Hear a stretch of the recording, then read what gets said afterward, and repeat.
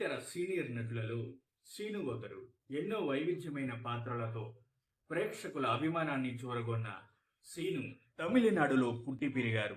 చదువు పూర్తయిన తర్వాత మోడల్గా, డిస్ట్రిబ్యూటర్గా కెరీర్ ని ప్రారంభించారు. యాడ్ ఫిల్మ్ షూటింగ్ కి లొకేషన్ కు వెళ్లిన శ్రీను దశ మారిపోయింది. లొకేషన్ లో అన్నన్ అనే చిత్రం షూటింగ్ జరుగుతుంది. ఆకర్షణీయమైన రూపంతో కాస్త మమ్ముటిని పోలి ఉన్న ఒక యువకుడు ఆ చిత్ర దర్శకుడు అనుమోహన్ కి కనిపించారు. ఎలాగైనా అతన్ని ఈ సినిమాలో సెకండ్ హీరోగా యాక్ట్ చేయించాలని ఆయన అనుకున్నారు. ఆ యువకుడే సీను.